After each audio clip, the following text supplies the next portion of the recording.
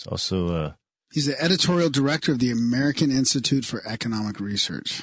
Super proud of it. Among many other things. Among many other things. Yeah, fascinating chat. Kind of expanded on our Truth Factory chat. Libertarian, volunteers, anarchists, sort of mix of them all. Yeah. And definitely a free market guy. No, he might not like that, but we got to paint him with some sort of a brush here.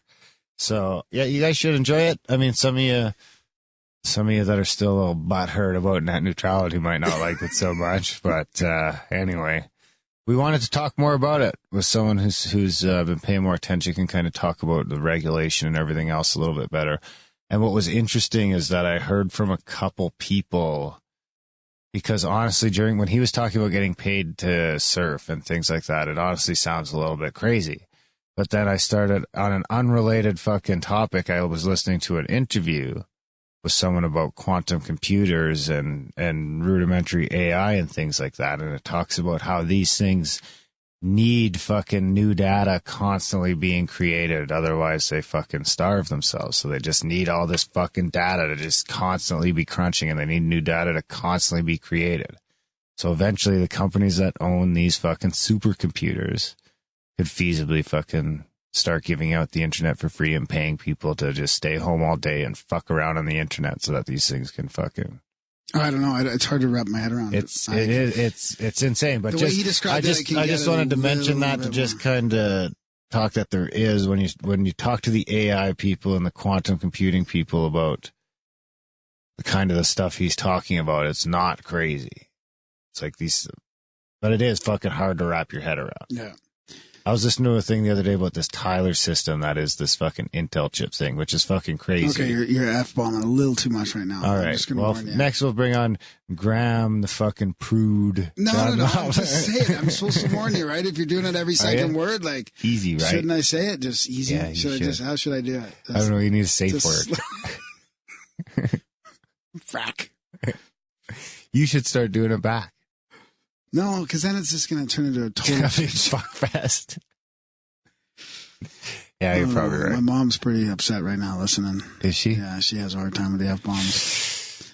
She says, "You're on air." I'm like, "Mom, we're not on air. This isn't fucking talk radio." Sometimes we're on air. I said it there, but it was appropriate there. Was it? Yeah. When it's every second word, it's not appropriate. Anyways, you got to introduce me. Graham's mom. I did. Oh, did you? Yeah. No, Graham the... Prude. Oh, the prude. So, Graham before I forget... On air, Dunlop. Before I forget, stick around for the outro, because Michael's in the studio and we chat for about another 20 minutes about this episode, and we kind of get into some deeper stuff. Yeah. Yeah. One of our longer outros. Yeah. Absolutely. It was good. Yeah, so what were you saying about the Tyler Institute and no, it wasn't the Tyler Institute. I did interrupt he's talking. Sorry. That's okay. He was talking about Tyler is this like weird AI thing that was created and now has been copied a bunch of times. And he's like, this random Tyler will be running a school, or you really got to fucking listen to it. The guy could be a crazy like pill guy too. He looks a little like pill guy. What's that? Pill junkie. What? He looks a little, I don't know. Come on, you can't. I don't know what to take of it. Like that? Call him pill guy? What?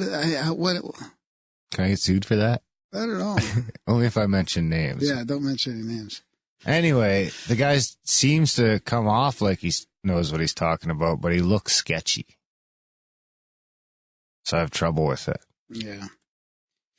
Anyway, it's supposed to be, but you heard about this new Intel thing. No. Which is that like every fucking computer made for the last 30 years is backdoored. Well, there's only two companies doing those, right? Intel and NVIDIA or something like that, maybe? Or... Yeah. It's like every Mac product. Oh, is that the slowdown thing? Almost all. The slowdown? Fucking, yeah. Yeah. I mean, we all knew that was going on because you have physical evidence. No, not the slowdown thing. The fact that this Intel chip seems to be a fucking backdoor into every computer system on the planet. Wow. For the last 20 years, 30 years, it's been happening. Wow. Yeah, that goes back to the beginning of the chip, right? The Silicon chip and Silicon Valley, and they were involved way back then. Yeah. They, but who is they? Yeah, but I mean, it's just the people in power, right? They want that access. It's crazy. Yeah. It's been getting crazy lately. Seems like shit's getting crazy. It does, yeah. I mean, I'm not going to get into it too much here. We're going to do a black budget show about it soon with our buddy. We're not going to say his name because I think he wants to use a pseudonym for this one. Below. Sounds kind of pop starry. But we're going to get into a bunch of that stuff there, but it is starting to seem like there's some rumblings under the surface that, maybe could be coincidental, but I don't know. It seems like 2018 could be an exciting year. And, I haven't been paying attention, as you know, for the last couple months to the mainstream sort of. I mean, I hear about it through you don't and seem other any people. Happier. I'm worse. Yeah, you do seem worse. I'm grumpier, and I should just fucking get back on the following the bullshit. Something. You need something. Facade, all the distraction. You're grumpier, yeah. Well, it's a tough time of year, too. Like, I find myself just fucking... But there does seem to be lots more going on now, though, than when I stopped paying attention. I find myself exhausted at, 8 o'clock at night. Yeah. After getting through, you kind of got that Christmas to look forward that gets you through those short days. And you got the holiday coming up, which helps out. And then you just get into January, and it's cold as fuck again, and it's fuck. Yeah. But another couple months, we'll be out of it. I don't mind the cold really so much. It doesn't seem to be as bad as we all think. It's the short days and the no sun, man. Yeah. It's like today, the sun's out, but the clouds are so thick you can't even barely tell. Yeah. And I think that physically runs you down because you're not getting enough. Your body gets used to getting fucking 16, 18 hours a day of sunshine. And then all of a sudden it's down to 6 hours of sketchy sun. Unless you're at the local dermatologist, because he says you only need 15 minutes of sun or something for 3 months, the guy. and it's angular too. So that you're not getting... it's great. On the weekend, it was just in my eyes the whole time. Cause it's just, never really straight comes up. North from you. Yeah.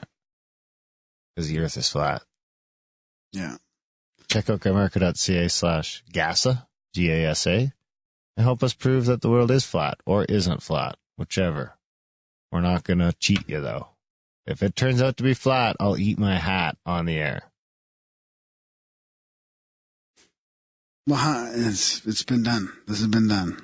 You want to do it again? People are happy we're doing it. I guess we're going to send a balloon up in space with some fucking moai. We got our crystal side business. People are supposed to send us ideas for business ideas. Are they? Yeah. To attach to the balloon? We might get an extra a couple balloons because we got 4 balloons in the budget. So we're good for 27 So does this, if they go to grimerica.ca/GASA, that tells them? Has a bit of a breakdown there. Yeah, I should do, now that we're going to get it rolling again, I'll do a bit of an update. Okay. But yeah, we're good for 27 pounds. We can even add a couple balloons, maybe get that up to 35. And, if people can because there could be, I think we're missing out on some stuff there. It's a thing in the UK, a company doing fucking teddy bears. And in the crystal community and everything else, I don't know. I think there's something. People charge their crystals in the moon and in the sun and all that. What if it's through, it's 35 miles? I'll get it up fucking 30 miles up there. Yeah. Some crystal people were supposed to tell us. Would you pay more? I want my crystals up. For a space crystal? I want my crystals. You better start with one. So we don't want other just in people's case we crystals. Don't get it back.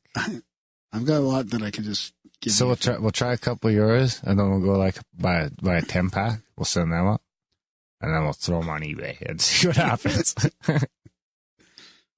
Space crystals, baby. First, we should do some science around, if the crystals, we should talk to Nassim Harriman and see and send his We can't even talk to Nassim Harrisman, period. He doesn't. Harrisman. We've been harassing him. We can send his arc crystals up, and there's got to be some science around. Those arc crystals look cool. I know. Do you have some of those? No, I don't. No. Are they super expensive? I think so, yeah. But we should look into it. We have to look into it. The latest Matt Belair episode had him on, because Matt was in our show there, talking about his Egypt trip and ancient civilizations. And actually, Matt's got 2 episodes out, but he talks about the art crystals. And I've got a whole email from a listener, outlining the people that were in Egypt. We should really get some of those guys on. And one of them being the person that made those art crystals. But there's probably some science around the crystal being up in the upper atmosphere and getting way more energy from the sun or the moon or whatever. Yeah, there's got to be. I'm going to send up some weed seeds. Cosmic weed. Yeah. That's what I'm thinking. Right, well, there's a couple some good other ideas. that we haven't thought of. Yeah. Like even like we'll send up Sperm? some vitamin D. Sperm? Gram spermia. We're working at. What if you send up sperm and it gets like and then cosmic? What are you going to do with it after? Inseminate. Who are you going to inseminate? I'm just saying. So people that are doing that. We need some volunteers to send us some semen.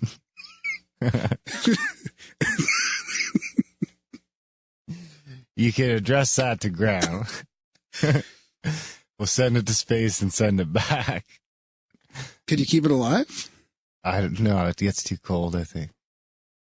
Could you cryo freeze it and then have it thaw out up there or something? I don't know. That seems like, what if it like damages it? Well, that's the whole thing is you want to test what it does to it, right? Maybe it'll some come back with expense. superpowers or something, you know, like with cosmic. What if it goes the other way? What if it goes the other way? I don't think it will. Here's hoping. Because you'd feel pretty guilty if you made a mutant. Yeah, maybe. Now you're responsible for this thing. Grand mutant. You just have to take it on, get it in school. Yeah, it's in the studio. Yeah. Oh, it's growing really fast. It's getting expensive to feed. Grand mutant. GramAmerica.com. So what do you got for me, buddy? Jerry H.A.M. H.A.M., yeah. Well, I mean, I've got an email here from David.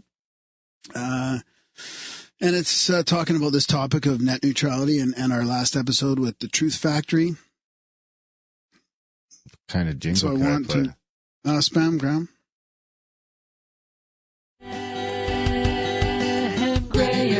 Graham.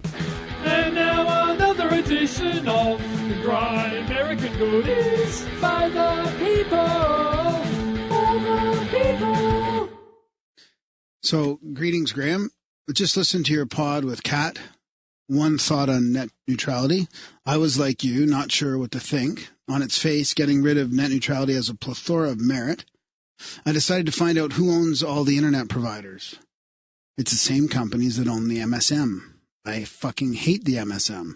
70% of the people in the U.S. have to use Comcast or Charter, formerly Time Warner.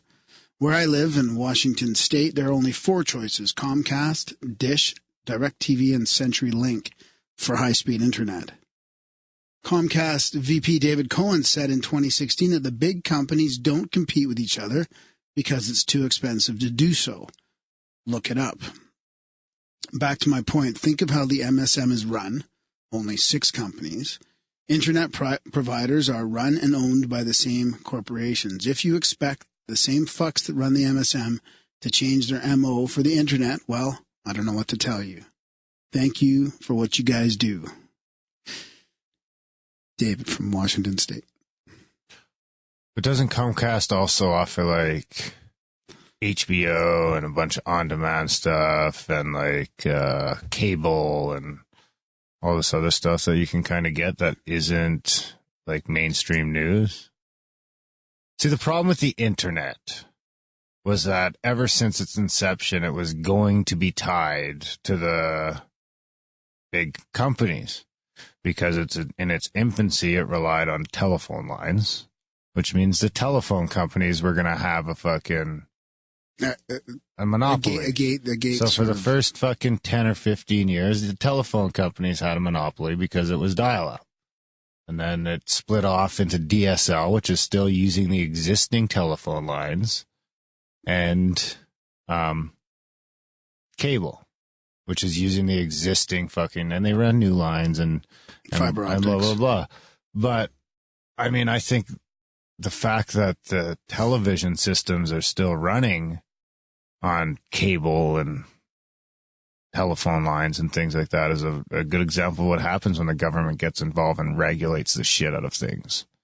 And you can't really get into starting a new thing because you don't have $1 billion to run the new lines. And I don't know. I just find when the government gets in, that business all of a sudden gets a whole lot harder to get into. And I just don't buy it that, you know, for the first 25 years or whatever of the internet, things were fine. Right. But run by these monopolies, first the telephone companies, then and now you've got these fiber companies coming up. Like, we can get fiber here. I mean, we still here. There's two companies. That's it. We've got two companies to choose from in Canada with net neutrality. And we've got a couple different speeds to choose from, and that's it. And if you want to get into fiber and stuff like that, it's like $600, $700, $800 a month. So, I mean, we've got that in Canada, and we're stuck. So I don't know. I like to think that if you just give it to the free market, maybe we'll get past. You know, if we can, let's have this untouched internet that keeps the government and the fucking regulations out of it, and see what the fuck happens. Because we don't really have a good example of that in a telecommunications market or an entertainment market or any sort of market. So now all of a sudden we have this thing that anyone can get into and blah, blah, blah. So let's just leave it the fuck alone and see what happens. Because right now, these companies aren't doing any of the horrible things. And they didn't do it for the first 25 years, and I don't think they're going to start doing it now. And not only that, I like. Well, they are doing horrible things. Well, they're always doing. With the MSM, I mean, they're always his doing fear is horrible legit things. with the MSM. I mean, it's a fucking nightmare. Yeah, but the guts. I think that's because the government's getting involved. And I mean, the MSM. Not in the MSM. The MSM has basically been co-opted by the government, in my opinion. No, not the government. I mean, so I think if you get the government, start getting the fucking government involved in the internet, you're going to have the same shit in 10 years where you can't cuss, and me and you can't have a show because we're not licensed. You're going to get into fucking licensing and things like that. So is his premise, is his feel of this email then Trust the government. Trust the government to regulate from those companies, from those corporations that have got a stranglehold, potentially got a stranglehold on that eventually? Which then my fear is then we're still going to be using fucking cable and telephone lines for the internet and fucking instead of 50 our years own little from now, Wi-Fi mini networks or something like that. Instead of, who knows, maybe if we leave it to the free market and these guys get crazy, then other people invent other things in their fucking basement. And, you know, it tends to keep happening. So I don't see why it would stop. And I'd like to just leave the internet untouched as its own little experiment and see what happens.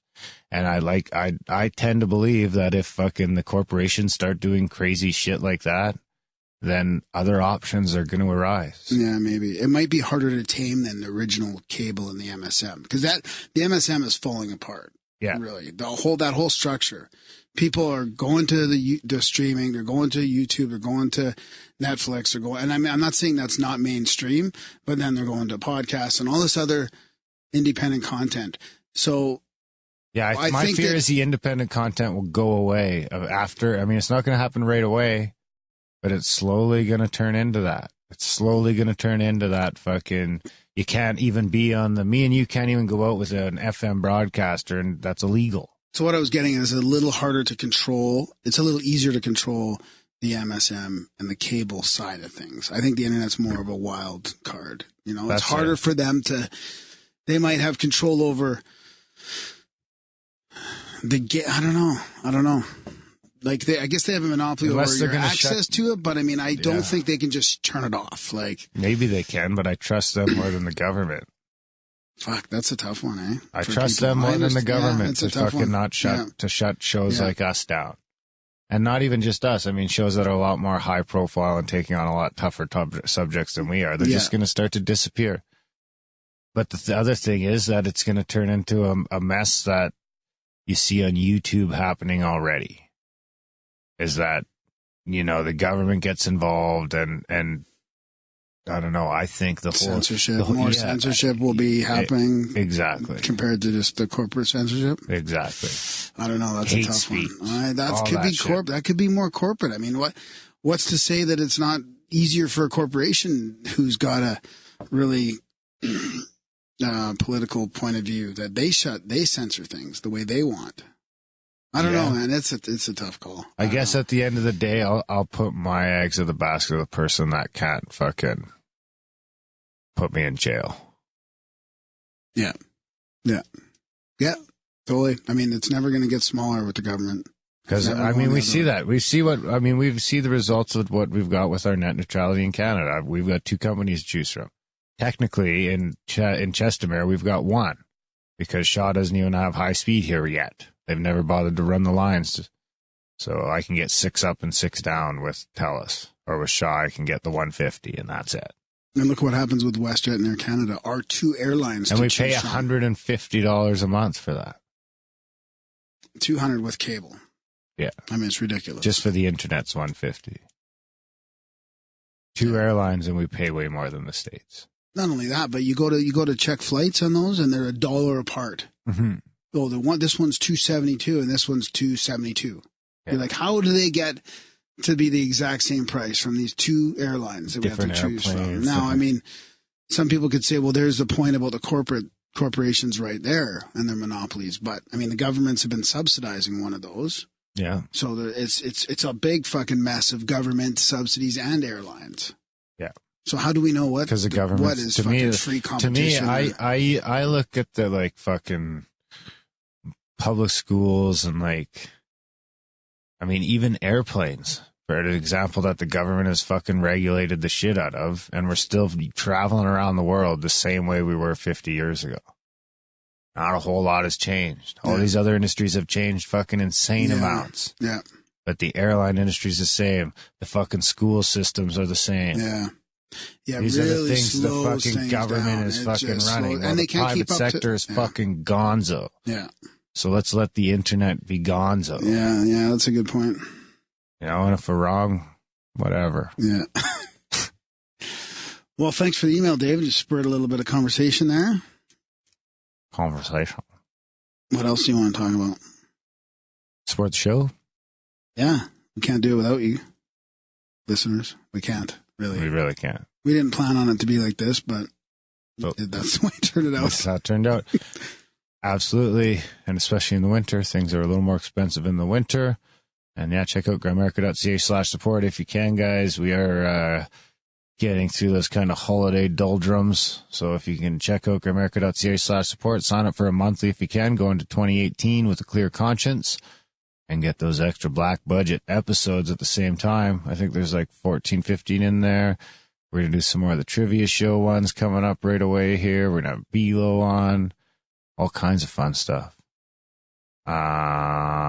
Speaking of the trivia one, I was going to mention too, Felix and I were talking about maybe getting the listeners involved on a little trivia we're coming up on our 5-year anniversary, which I think is kind of a big deal.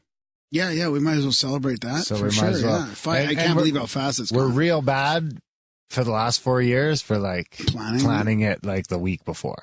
Yeah. So here we've got like 5.5 months. I think we officially launched on like May 23rd, but we just call it June 1st because it's easier.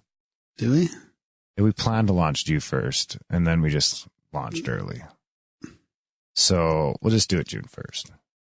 Okay. Ish. I mean, we don't usually do it on the exact day anyway. Yeah, it'll be. But that week is our kind of 5-year anniversary. Yeah. So January, February, March, April. Oh, that's a long ways away. Yeah, so we have plenty of time. But we're kind of planning this thing, and if it's going to work out, we're going to need a little bit of time. So I think we're going to do a little trivia show. We had a couple people suggest that listen to our black budget trivia show, doing something like that with some listeners, or doing actual Grimerica trivia, which is really tough to start 260 episodes in. Like, we can't expect Felix to go back and try and come up with Grimerica questions. No, let's not do. Do you want? Who said? Was that a suggestion, or is that you right now? No, we're not going to do it like that. We're going to have listeners send in stuff. No, I know, but I don't think it should be Grimerica focused, though. Do you think? Yeah, it should be focused around not just Grimerica, but those topics. It can be Grimerica or guests. It's the gag of it is it's supposed to be stuff that we should know, but we're not going to know. That's the gag of it? Yeah. Who came up with that gag? You? Michael. Oh, really? Yeah. So we'll have the listeners send in their question, or it could be on any episode, against any somebody guest. Against another podcast, though. Like it was no, that's what we do in the black budget feed. Oh, okay. That's we're going to keep doing that. Oh, I see. We got to do game 2 of Cruising Mistake here in like a week and a half. Okay. And then FTK already wants friends to know. Justin and Adam want a piece of us for sure. Yeah. And then we're supposed to go still with Micah? Tripoli. Oh, yeah. Oh, yeah. And I'm sure we could get Micah and them in for one, too. So that'll be an ongoing thing in the black budget. But for the 5-year thing, I think what we'll do is we'll do it kind of Grimerica based around the show and the 270 episodes and all the guests we can have on. Okay. So the questions could be about any guest we've had on. any intro, anything we've mentioned in the past on the show. It can just be about or anything. topics, even related topics. Or even related so it kind topics. of fucking blows the thing wide open. Yeah. I mean, yeah. But it adds, to give you like a quote from episode 120 thing. But anyway, it'll be Grimerica Trivia. So here's how it's going to work. You send in a question, and you get, if you send in the question with Felix, you send it to Felix, not to Graham and I. We'll put Felix's email in the show notes. Actually, maybe we'll make him one. We'll make him a sender or something like that, so we don't have to give away his email. And then you guys send in a question, and if you send in a question, your name's in the draw. If you send in more than one question, your name's in the draw. And I think what we'll do is when we get for that 5-year special, so by then, ideally, hopefully we'll have a bunch of questions, and Felix is we'll do a draw, and we'll figure it out. 2 or 4 people come on that get drawn their name. Does he read the person like? No, he's going to track it. So he's going to do it like that. And what he'll do is he'll make sure whoever ends up getting their name drawn is on the show doesn't get asked their own question. So then what we'll do is for the 5-year show, it'll be me and you against maybe 2 teams of listeners, or it'll be against a couple of listeners. Why don't we just do me against you for that show? Or do you want to get? I don't mind. No, we should get the listeners involved. It just turns into a bit of a shit show. If we Oh, get too many people it'll be involved. a shit show. Yeah, it'll be a shit show for sure. We'll do like maybe 4 of us or something like that. Oh, okay. Yeah. No, it's going to be you and I.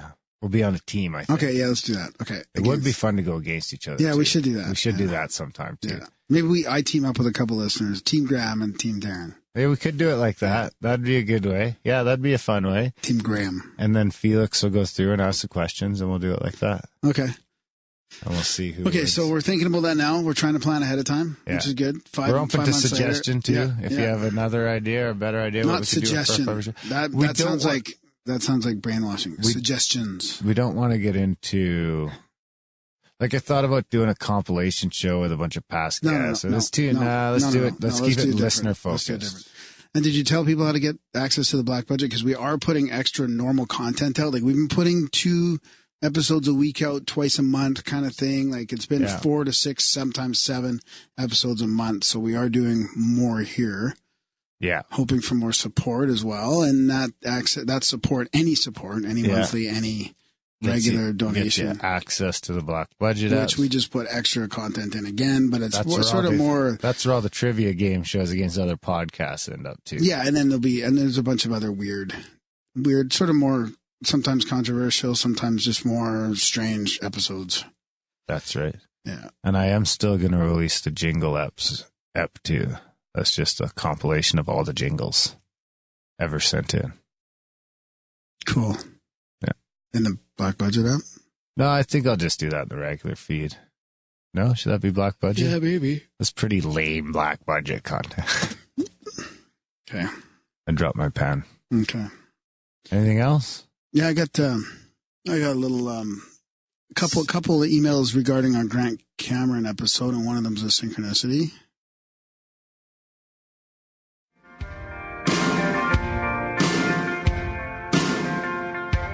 I want a good score for my synchronicity. If Graham reads it out, then Darren might give it to me. Hey, don't you please read it low, yeah.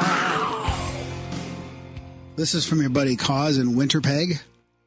We think it's cold here. Yeah, this is it's been real cold. Winterpeg is crazy. So he says, hey guys, I was listening to your recent incredible interview with Grant Cameron today at work. That's episode 243. Actually, I'll put that in the show notes as well. Says he took us on an incredible journey through some of his experiences. It was neat to hear of his incredible experience in Carman, Manitoba. Since I've been living in Winnipeg for half my life now, it was great to hear somebody on your show so fascinating that hail from this city. But he touched upon a name that I recognized from about 16 years ago through my discovery of the Coast to Coast AM's radio call-in show, and that name was George Knapp. I recall him filling I tweeted George Knapp today. No way. Yeah. Did you really? Yeah. Keep going. That's weird. Keep going. I'll pull it up. I recall him filling in for Bell and Norrie. Obviously, he's talking about Art Bell and George Norrie, hosting the show here and there and occasionally on the Sundays. I remember that as well. Now, me managing part of the accounts payable division of a large auto body repair company, I'll get calls from time to time from out parts vendors. So about a half hour after I listened to the section of the interview where Grant spoke about George, I got a call from a vendor that I'd never heard of before and was from out of state that I do not oversee. The name of that vendor was Coast to Coast International. The hair on my arm stood up and I got a grin on my face and I knew I had to send this one over and bet it. But it was a small synchro, but he says, keep up the awesome work. That's from Cause. Thanks, buddy. Cause. Killer Cause. That's pretty good. And I think Darren will compound the synchro right about now. Compound this motherfucker. All right, what do we got here? Ugh. Too many people tweet. Oh, did I go back too far? Huh. Okay, so where is it? Did I delete it? No, it couldn't be. Okay, yeah, so it all started with, so George Knapp tweeted out, please don't shoot Bigfoot.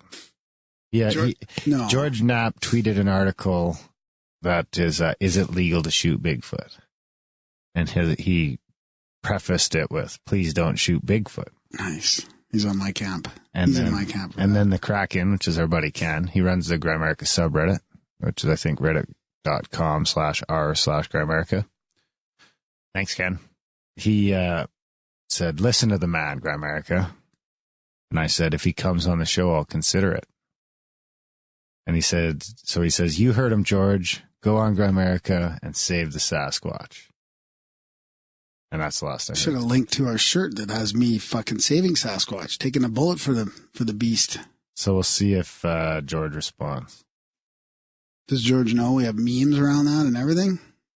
Probably not. All right. But we did meet George, both of us. What? Paradigm. No, that was the other George. Oh, yeah, right. This is Knapp. Yeah.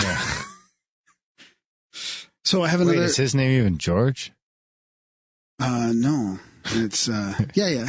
George Knapp? George Norrie? Yeah, they're George Norrie. Is it George Norrie? Yeah, that's right. God. Mustache guy. Who wants a mustache ride? Are you gonna fucking... Is it George Norrie? No, it doesn't... It's gotta be. Oh, now that feels really odd. We have his book here, too. I'm sure it's George Norrie. Is it? Sounds right, yeah. Did you have something else? Yeah, I got another one here about the Grant Cameron episode, just to expand on that a little bit. And that's an email from Alex. He says, so this is kind of a UFO sighting as well, I think. Do you want to play a jingle? No. Okay. Hello, Graham. Have to admit your show is probably my favorite over No Agenda and the Higher Side Chats. Bingo. Bingo bango. That's fucking... There was an episode I listened to over 2 years ago where it was mentioned that if you want to see UFO-like phenomena, then you have to look at the skies most nights. I had been doing this for roughly 6 months from my house near Pembroke, Ontario, and one night in August last year, I saw something in the southern sky that seemed to fit the description of Charlie Red Star. The object pulsated slowly. When it was at its dimmest, it was about as bright as the average star. When it was at its brightest, it appeared almost as a fireball. By far the brightest thing in the sky. That's not even the most striking thing about this object. As it traveled from west to east, it flew in a serpentine pattern like a sine wave. Huh. We've seen similar things in our CSETI group, Darren. It was moving quite quickly across the sky, and after about 15 seconds, it bolted south in a streak of light. It was an incredible sight and something I'll never forget. The Grant Cameron episode and mention of Charlie Red Star compelled me to disclose my sighting. Keep up the great work, Alex. Thanks, Alex. Yeah. Thanks, buddy. Awesome. Grant Cameron. So, might as well continue on that vein. I've got a UFO wait. quote No. Okay, there we go. We had the new moon, dark sky, which is great. Had a planned camping, pitched a tent, went back there for the night. Crystal clear. Darkest night. So I had to read that meditation, did the singing bowl, and that shit starts happening. Pow, pow, pow. We started seeing flash bulbs. Water's coming down. Graham Dunlop. Okay, good. Star. Lovely. Okay, so I got this for today, this morning, 6:30. And he's only sent it to me, so I'll read it. I've been talking to him, emailing him. I'm booking him. So the subject is, Darren, I've been interacting with UFOs for 3 years using lasers, and I implore you to read this. So, what? Okay, go ahead. No, you can't. I can't read this? No. Why not? You got to edit this out. What? I'm not editing this out. There's no chance that's happening. What? You can't do it. Why? Because I didn't say his last name. I'll tell you later. You didn't say his last name? No. Okay, he's supposed to be anonymous. It's a pseudonym. It's a pseudonym? Okay. He's coming on. Is he? Yeah. Okay, so I got this. Darren, I can relate as a kindred and enlightened spirit that wants to see our species reach the higher paths of evolution and consciousness. I desire the truth, the universal truth that we are entitled to know and share. I'll introduce myself briefly. My grandfather was an engineer. What? Why are you shaking your head? You want to wait for the episode? He seems like he sent it to me to read. Wow, it's incredibly long. Yeah, it's very, very long. Jesus. So you don't think I should read it? No, in fact, you got to edit. I'm not editing this out. There's no chance that's happening. Well, say your quote then, since you've ruined my segment. Well, I've been communicating with him, and he wants to be anonymous. And he'll come on the show, anonymous. But he's not anonymous because you said his name. Well, there's a million. Million. Okay, we'll see what happens. If he breaks contact, I can always read the email. No, fuck. I don't want it. No, I can't. He's a kindred spirit. Is he? Yeah. Well, then there's a million kindred spirits named. Okay. Anyways, I've got more. Did I say his background? You said his family's background. I'll tell you what. We'll discuss this offline and we'll figure it out. And you might get some bleeps in this episode, and that was us editing this a little bit, which we rarely do, barely ever. But this might be the case. So I've got this UFO quote of the week from the CIA.gov, the reading room. This is the CIA's own website, and it says, "This is declassified in part, sanitized copy approved for release." And this is the 50-year 2014, June 12th, Bangor, Maine. That was just handwritten on this document. What was? Bangor, Maine. Is that a place in Maine? Yeah. A place called Bangor? Yeah. Huh. So the title of this article is "Mystery Makes Life More Interesting." Well, we see that the House Space Committee is planning another investigation. Wait, isn't this supposed to be a UFO quote? Well, it's part of the UFO quote segment, but it's an article from the CIA website that's been sanitized. We've done this before a lot. So we're just like the conduit from the CIA. This is gonna love it. We're the CIA conduit. Well, we see that the House Space Committee is planning another investigation of the UFO mystery. We can't say we are greatly stirred by this development, yet curiosity will prevent us from ignoring whatever developments may turn up. Officially, the Air Force has been insistent for years that there is no mystery about the mystery.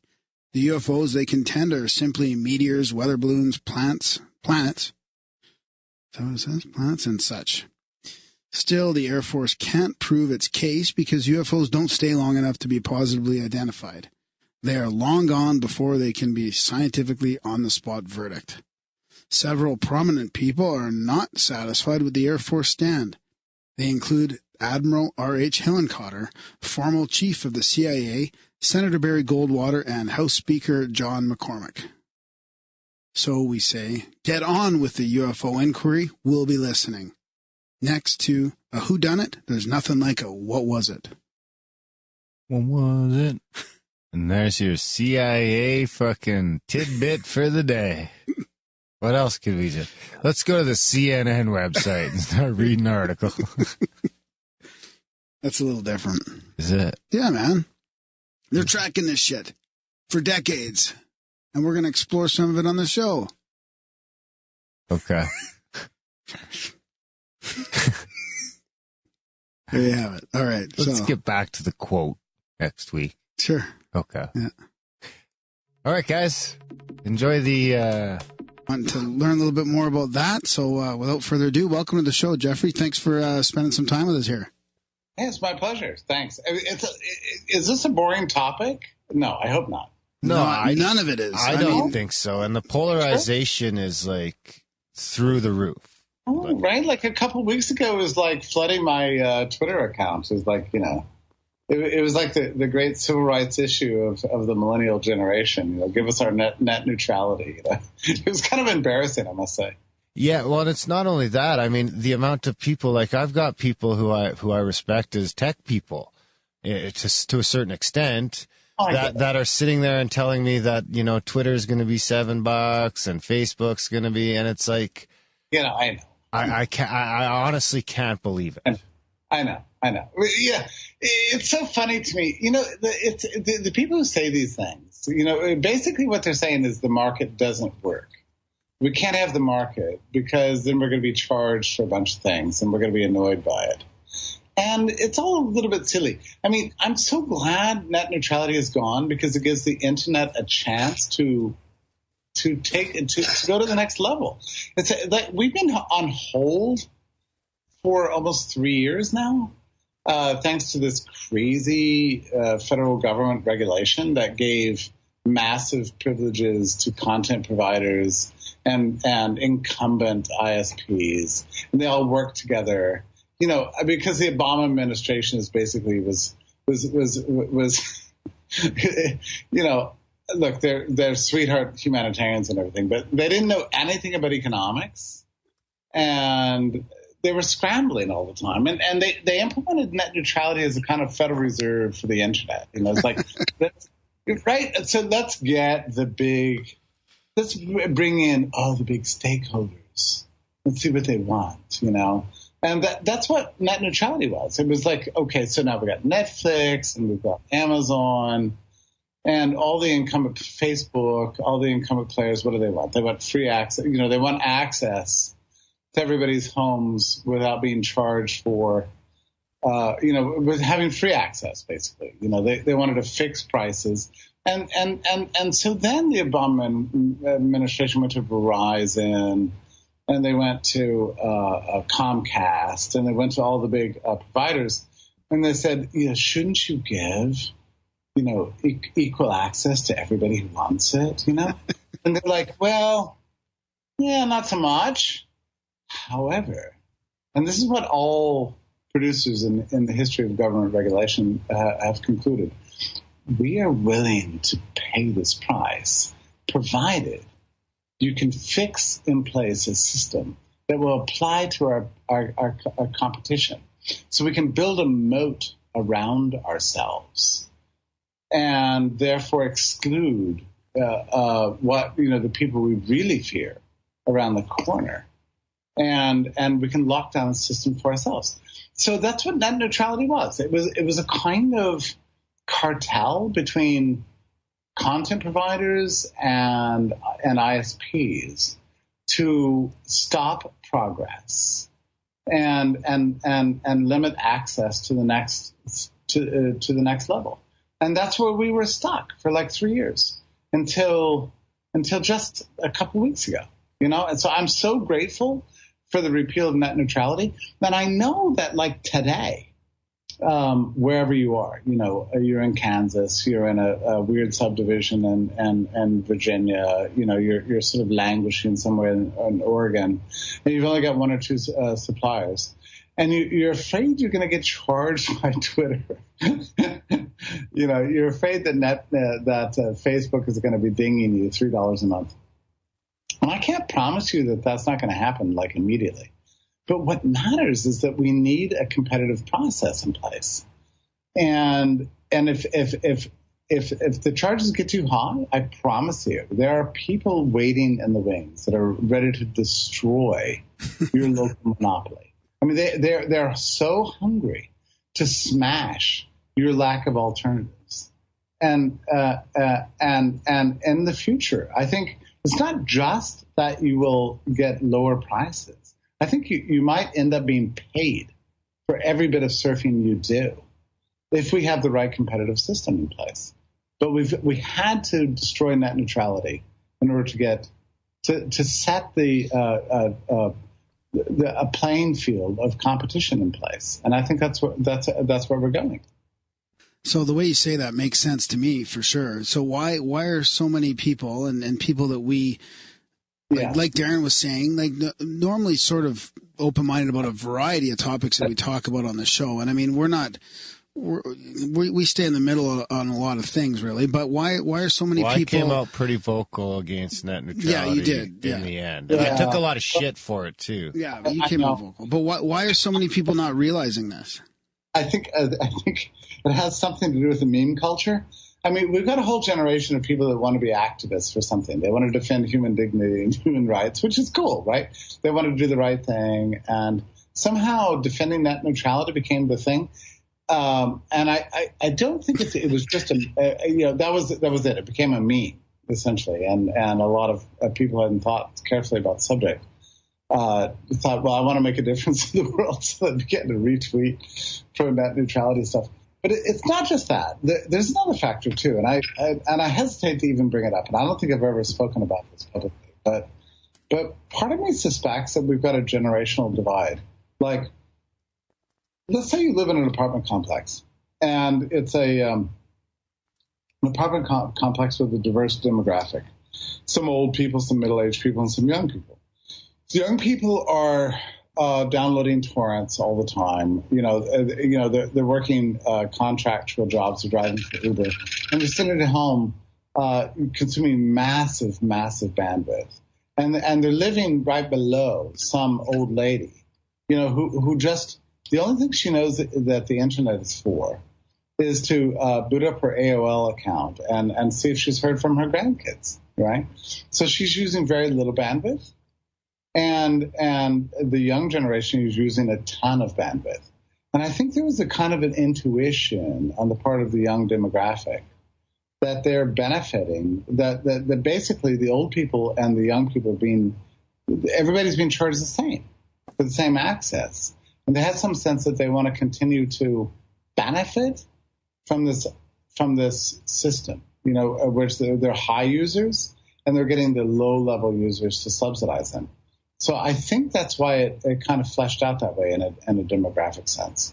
And it's kind of a cruel way to put it, but I really feel like that's essentially it. But I think it's very short-sighted. Like young people, too, even heavy users, should favor the repeal of net neutrality because ultimately what you really want, you want to get a flyer in your door from the coolest, newest system of internet access that is not just charging you, $10 a month or $1 a month, but even better, they want to pay you $10 a month to surf the internet. They're like, we love your torrenting. We love that you're a heavy user. We're going to pay you for your attention because you're so dedicated to your internet usage. I mean, and that's what's going to happen. That will happen if we have a competitive system. We don't have one yet, but we had to get rid of net neutrality in order to inspire the creation of that. And that, I believe, is our future. I think in the future, we're all going to be making money by surfing. I mean, this is where we're headed because your mental bandwidth is the most valuable commodity there is. What you pay attention to, there are entrepreneurs out there willing to pay you for how you use your brain.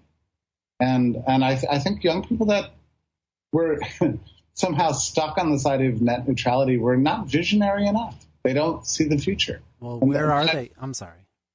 Yeah. It just blurted out. Where are we with that? Because I've been thinking about that a lot lately. Yeah. with the different podcasts, they all have different models, and one provides content for like $5 a month, another one provides for half, you get half for free, and then the other half for $5, and another model is free, and we're just hoping that you give us. Those are just the ones that I'm kind of thinking of. Yeah, no, I get it. That's where we are today. But and it's trying to find its like, there's got to be like almost the internet to me is a utility, and it needs to be priced as such. And I think that maybe has a lot to do with the net neutrality aspect of it all. Yeah, I don't know what it means to say it's a utility. If it's like gas or electricity. I don't think you want the internet, the bandwidth that you're using, you should be paying for just that much, just like with gas or with electricity. But gas is also not competitively provided to you, or electricity. I mean, you're being charged for things, and on a monopoly provision. I hope that our future of internet is not about monopolies. And I think without monopolies, that's right. Yeah, the free market would make it so that monopolies can't exist. Yeah. Right. Well, we have monopolies now because it's not a free market. It's not a free market, and just so that I'm clear, I don't think the repeal of net neutrality makes it a free market. I think it gets us in the right into the right direction. But we had to get through this step. But in the future, I hope that we're going to have endless competition. You should be able to choose between 12 different providers, as far as I'm concerned. Well, right? Geez, in Canada here, we just for cable, for example, and the internet comes in a package. Like, we basically have, I think, two main ones to choose from, and you're stuck paying. Like, if you want a fast internet and some basic cable, which I don't even want, but it's not even worth not getting at this point. I know Michael probably doesn't have cable, but we're looking at $200 a month around. And we're stuck with that. We basically did pay. I could get internet for cheaper than that, but the package deal that we're sold between these one or two companies just have internet, and it's 100, and for the 150, which is what I need really, is $120 a month. And I have two choices. Actually, I only have one choice, because if I switch to Telus out here, they don't have high speed yet. So if I switch to Telus, I can only get 6 up, 6 down. So if I want any real high speed, it has to be Shaw. Yeah. That's it. So you have one choice. One choice. Luckily, they only charge me $120 a month. I hope you don't mind my telling the goofy story about Atlanta, where I live in Atlanta, Georgia, but I live in an apartment complex that, like, 10 years ago, made a contract with an internet provider called Broadstar. And this is the worst company ever, right? No. What, you know about this company? No, I could just imagine 10 years ago. It was so bad. And when I moved here, it ruined my life. This company was just like, it was shutting down all the time. I had to have my, what do you call it? Hotspot, AT&T hotspot, using it all the time. They were charging gazillion dollars, and I was getting nothing. I would try to watch Netflix. It would flake out or whatever. But, one of the funny things I've learned, and I hope you don't mind my saying this, over the course of sort of growing up with the digital age, is that when things are bad, that's good. Because people get pissed, and people scream and yell, and if there's even a modicum of competition left in the system, the providers adapt. And so I had a lot of my friends move out from my apartment complex who were like, oh, the internet sucks here. I'm out of here. I'm done. But I hung on because I just know that people are bitches, basically. And if I could inspire some sort of revolutionary movement, here in my apartment complex, we would eventually figure out a way to intimidate these assholes and to getting better. And it turns out we did, right? So I led a movement, a mail campaign, email campaign, just, public humiliation, bad Google reviews and so on. Eventually the company came around and they got terrified that they were going to be sued for what's clearly an illicit and unjust system. And they got tremendously scared of it. Just the masses were extremely upset. So one day they just upgraded all their hardware and software and firmware, and now we're getting we've all been given two different connections, each 100 down. So now I've got like more internet bandwidth than I know what to do with. And all the people who moved away feel like they're lame. And my only worry is that our internet is so awesome now that my rent's going to go up actually. So so that's what you have to do. You just press and press and press, and then it just gets better. But the cool thing about having it localized like that is that you can actually make a difference if it's federalized and you have like the Obama administration. Just like putting some rule for the nation, then you don't have a voice anymore.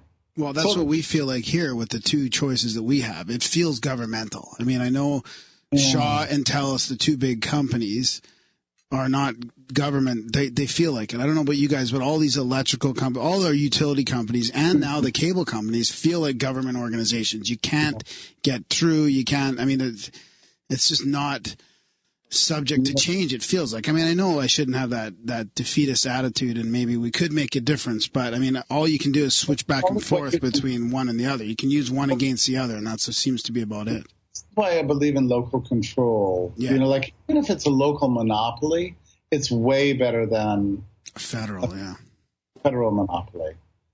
So if it's local, you can. Like, I remember like in the early days when I moved in this place, just like greeting the repairman at the door. And I'd say, "Hey, dude, you suck. Your company sucks, dude. Like my life is hell because of you." And he would just feel bad, right? He would just feel bad. He was like, "Look, it's just a job, man. I'm just trying to provide you internet."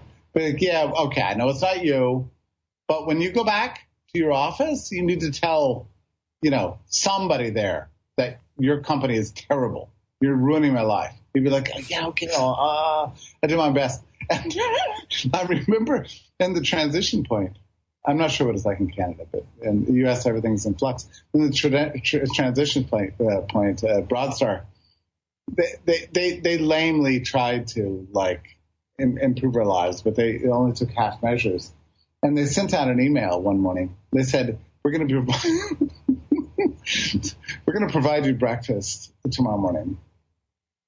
And so everybody in the entire apartment complex is out there to get their free breakfast from these lame ass people. And their breakfast sucked. I mean, it was like a breakfast bar, like a granola bar. Yeah, it was like a granola bar plus, like a cup of orange juice or something. And everybody's like, "What?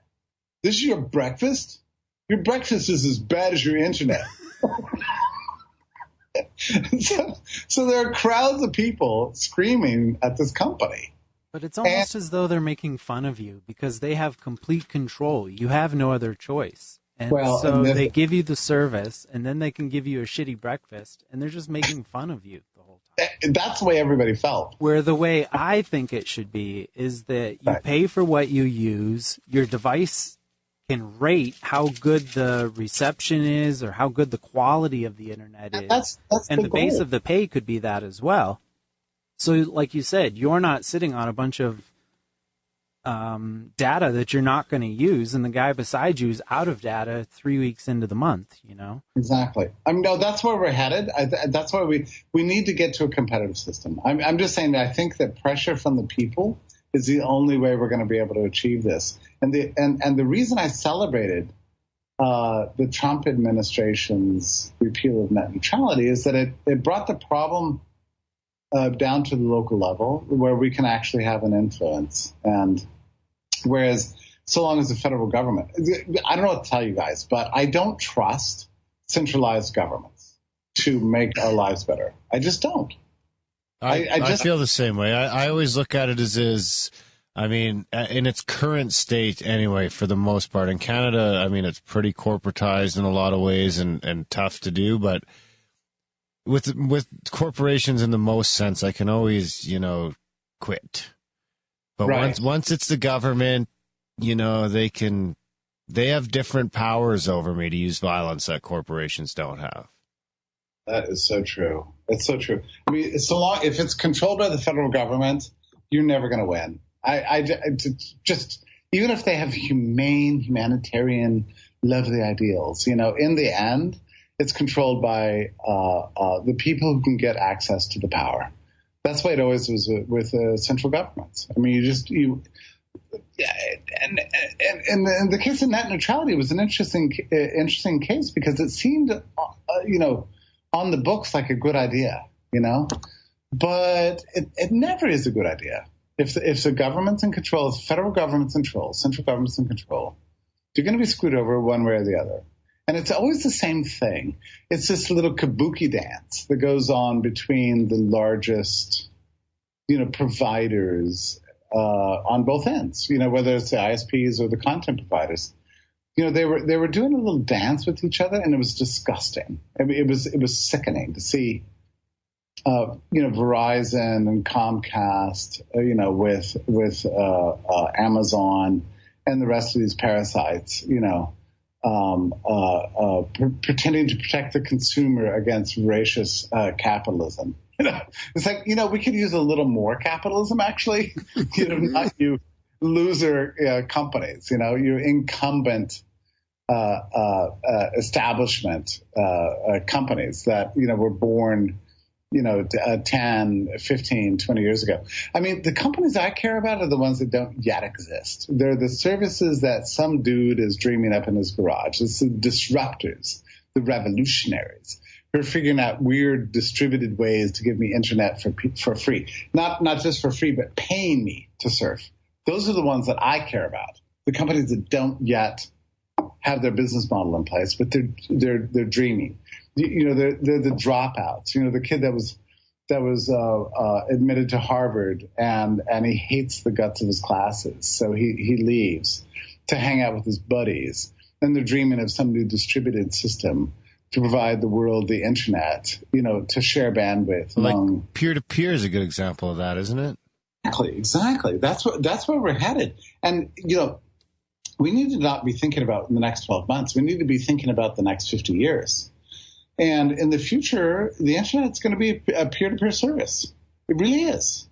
We're going to be able to share excess bandwidth, from places like South Korea or China or Mongolia or South America, and some one node somewhere in San Jose is not using enough of the internet, but that as much internet as he's bought. And we're going to be able to borrow that to get our torrents. Can you guys explain peer-to-peer a little bit for the listeners? Why don't you go ahead? Peer-to-peer is just like, it's mostly used for torrenting, but it's basically, you've kind of got some sort of centralized search engines that you're using to find the torrents, but then once you find the torrent, you're not downloading it from a central location. Like, say, if you download a program, it'll be coming from up to, some of these people have, hundreds of seeders. So you'll download as quick as your internet will allow you. Other ones, you won't have so many. The rarer things, you'll have less seeders, but basically it's a system where there's no in between. I'm downloading things directly off of other people's computers. Right. So like Jeffrey said, like you're sharing bandwidth with each other as well as content then? Is that what you would say? I guess in some sense, because they're paying for the upload on their end if they're paying for their data, and I'm paying for the download on my end, and I'm taking microbits from 30 different users, and so that I'm not bogging down their system when I'm downloading something off of their hard drive. And if you're a good seeder, then you leave your stuff after you download it for a little bit and give back to the community for, different people have different rules, and the pricks just delete it right away. Those are the people who are kind of leeching off the system like the government. So we've been using peer-to-peer services for content for a very long time, as much as 17 years. Right. But what we need to be doing is using peer-to-peer for the internet itself. That's where it gets really radical and really crazy. That's what James talks about. He says where you can start ping-ponging off your neighbors after the internet goes down. He's going to build us a network like off a everyone's private routers. Wi-Fi network kind of thing. You know. Well, you guys are a couple dropouts and start dreaming in your garage. We're in the garage. We're in the. This is our future. I mean, I hope you understand the world we're headed towards. And I think you have to have something of a vision to realize just the artificiality of third-party intermediaries and the role they play in our lives, whether it's banks, ISPs, governments, all these people who are making a shit ton of money off of us by providing services they claim that we could provide to each other as individuals. Wherever we live, on a geographically non-contiguous basis, so that I'm, my friend in Japan is giving me, internet service because he's out on a date tonight, I mean, that's where we need to be. And there's no intermediary that's stopping us. This is a world of, you could call it anarchy if you want. But really, it's a kind of an orderly system of figuring out how to get along with each other, in a way that bypasses powerful institutions like banks and ISPs and governments ultimately that have masqueraded as peacekeepers for hundreds of years, and it turns out that human relationships are really about my connection to you. It's what I'm willing to do for you and what you are willing to do for me. If we can have a technological and social system that's based on that structure, it will not be perfect, but it'll be the best possible outcomes we could ever have. There's nobody smarter than you and me together. And we need technologies that link us together as individuals. And I say it's true for money, for law, for internet access, for everything. So what I'm really seeing coming in the future is a world of extreme individualist anarchism, in which our relationships with each other aren't governed by jurisdictional geography, but rather by interest and association and the things our dreams, the dreams that we have as individuals that we can link up with other people in the world who we don't know, that we can dream similar dreams. That's where we're headed, and we're headed there fast. It's happening in our lifetimes, and my major goal is to get rid of anything that stands between us and that. Nice. Well, for us, I mean, for a perfect example, I mean, our big hang-ups on like centers of power are PayPal and the banks and our bank accounts that we now have to pull our money out of.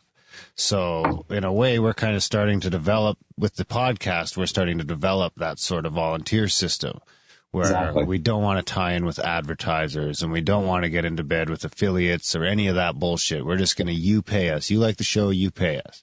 Not because you have to, because you want to. And I think once we can get PayPal and these people out of the way, then we really are kind of invincible, because we like to joke about how, I mean, this YouTuber jackass that filmed that dead body is a perfect example. I mean, I don't know. I'm not saying I'd agree with what he did or anything like that. But instantly, you've got 1 million people screaming for him to be demonetized. And I will bet you dollars to donuts that he's going to end up demonetized. So the masses were able to kind of, in a way, shut this guy down. I think his following's big enough that he's going to be able to bounce back. I also have the Vegas. Was that today? It was like, I'm not totally up to speed on it either. I'm not a big YouTube guy, but this guy's got like 60 million or 100 million subscribers or whatever. He's making a shit ton of money off of YouTube ads, and he went into the suicide forest in Japan and ended up getting a hanging body on tape, I think. And a bunch of people freaked out and are calling for his demonetization. And I think regardless of what he does, that's a dangerous thing. That's a very bad man. I'm so sorry. Yeah, and I agree. I see what you're regardless of saying what he's done, is is now the masses are going to be able to shut him off. The masses who don't even listen to his show are going to be able to shut him off. Whereas, in order to shut down, we're a bad example because we're still building this. But if in the ideal world, once it's built, your income is based off of 10,000 people giving you a couple dollars a month. So now you need to get into the hearts and minds of those people individually and have them turn on you, as opposed to some exec at YouTube that starts feeling the pressure. It's just like that Black Mirror episode. I haven't seen those yet. The new one or just the old like one? That. Yep. Your worth is based on what people think of you.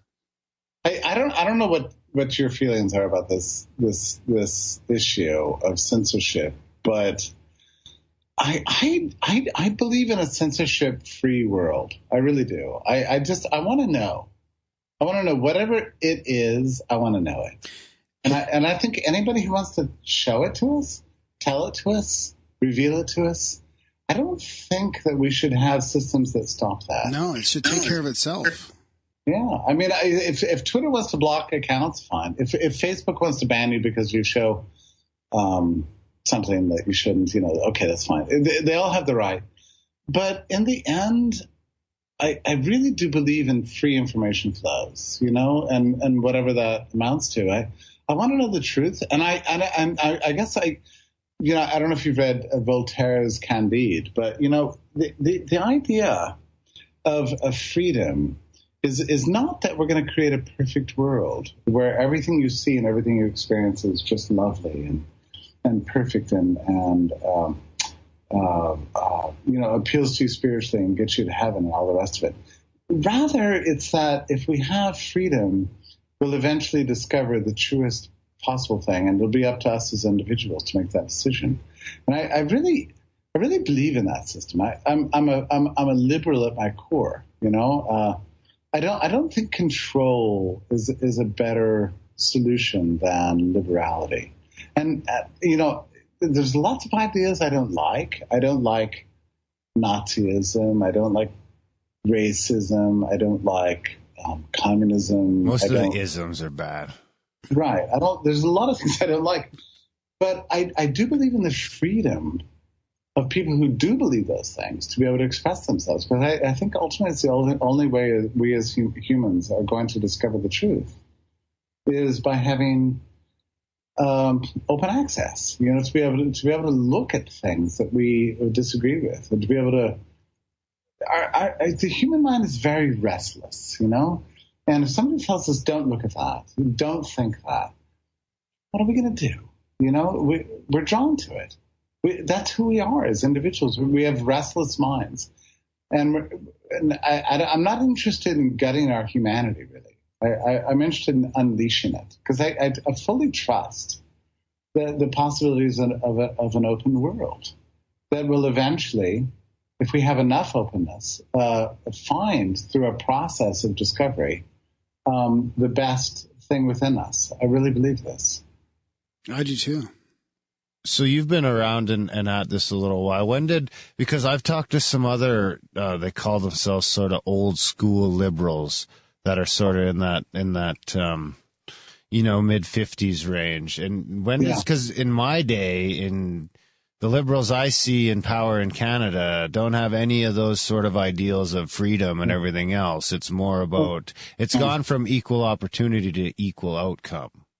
Right. There's something especially within intellectuals that imagines that they can plan the world, but it's all pretense. It's all pompous nonsense, really. Nobody knows anything. And that's the reason we have freedom. It's so that we can discover what we don't know. If we already knew, we wouldn't need freedom, If we already knew the truth, we would just codify it and institutionalize it and impose it. And the world would end, Kind of like the church. Yeah, like a lot of things. We don't, but the truth is that that's a lie. People who claim to come to you and say, well, I know so much truth that I'm willing to bet on it in such a hardcore way that I'm willing to use violence to impose it. And people like that are dangerous, really, because they want to stop the progress of the world. And I only believe in the process of discovery. I only believe in the idea that tonight I will go to bed, I will put my head on my pillow, and I will go to bed tonight, and I will say, I am stupid compared to what I might be tomorrow. Tomorrow I might know more. Next week I'll know even more. Next month I'll discover something that currently humanity does not know. 10 years from now, there will be a world that I can't right now imagine, right? We need to come to terms with this as human beings. We need to be that kind of person that can rest with comfort in our uncertainty and in our ignorance so that we can wake up to a better world tomorrow. But we have to come to terms with freedom. We have to be willing to embrace it and love it if we want to live in that kind of world. Humanity could use a little more wonder these days, and a little less, Well, I mean, that's what our little community of Grimerica is like. We really try not to be. I heard it said pretty good the other day, is like, quit fucking worrying about what you don't want and start spending some time thinking about what you do want. Yeah, just right? see what happens just doing that. Yeah, and try to make it a reality for yourself, I mean, try to make it a reality for yourself and for others. And, the odd thing about the human mind is that, in a strange way, that's what we're really good at. We're really good at getting better at things. We're not good at perfecting things. We're not good at knowing the final truth. But we're pretty good at improving things. So to me, that's the benefit of freedom, is that it allows us to have that sort of terrain of play, as Sigmund Freud called it, to discover the new way towards happiness, which we will never finally achieve. But that would be really great as long as society could agree to think en masse 7 generations ahead of now. Yeah. And so that nothing we do between now and then will stop that. Harms them, but actually makes it better for them. And if all of society was thinking that way and moving in that direction, instead of just saying, okay, no more laws, everybody go buck wild, like you'd probably kill off like a bunch of people right away. For like 500 years, humanity has had this weird moment in history, during which time we vaguely began to realize that we needed freedom to find out things. And it happened at the end of the religious wars in Europe. I mean, there was all these arguments. Should we be Catholic? Should we be Protestant? Should we believe in transubstantiation or consubstantiation? Is there a succession of priesthood? And so on and so on. And people were killing each other for so long. And finally, one day, people woke up and said, "Well, how about we have a new system?" And it goes like this: you can believe whatever you want, so long as you don't hurt other people for believing something that's different. And basically, Europe agreed, and the Treaty of Westphalia happened, and gradually this system of liberty unfolded, and brilliant minds said, well, why don't we do the same thing for speech? How about for print? How about for trade? How about we just have liberty for everybody? And the only rule is don't hurt anyone, and that system is what made our lives so much better than they ever were before. And it was at that moment in history, it was like in a blink of an eye, we suddenly got rich, we got technologies, we upgraded ourselves as animals to such an extent. And then we turned against it in the 20th century. We're like, the system sucks, liberty sucks or whatever. Let's impose the final solution, Well, I think some of that has to do with the because in the States, and I love going down to the Pacific Northwest and going through Oregon and Washington and Idaho, because you see these little free markets that literally don't exist in Canada anymore. Really? And sometimes in Canada, I wonder, if it isn't too late because, and I've done this rant several times on the show, so I apologize for the people that have heard it before, but I mean, I've driven across most of Canada, and every fucking city or town you stop into is going to have that same business center with the same 15 stores. You got 3 places to get coffees. You got 4 different fast food restaurants. Maybe you got an Outback Steakhouse and a Red Lobster and a Olive Garden and a Walmart and a Staples. But, I could write down 20 companies on a piece of paper, and you could go for a road trip down the Trans-Canada, and you're not going to see too many companies that aren't on that fucking list. I forget where I was going with that. Well, I think I don't know. Can I say the T word, the technocracy word? Can you guys hear me? Is this good? Yeah. Okay. Yeah. Technocracy. So is that an okay word to say in this? Not bad. I mean, that's existed for 100 years. So yeah, exactly. But the ideal, from what I understand, is that every joule is counted. And all the way across the board and everything, resources and expenditures and everything on the entire planet. You have to have control of it all. And if you look at that, that's really kind of the way we're marching. So in a lot of ways, a lot of these things are going to be figured out anyway. The monetization of your own thoughts, so... Yeah. That platform is being built right now, I'm sure, and it's just waiting to take off. And quantum computers need data as food.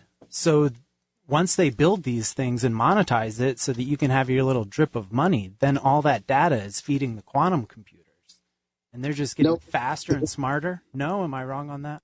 No, it's very exciting times in which we live, and I'm mostly excited about it because, I mean, in the last 9 years, we've seen unleashed on the world technologies that have actually subverted the capacity of governments to control things, and it takes a while to mature, but we actually have it. We have the blockchain.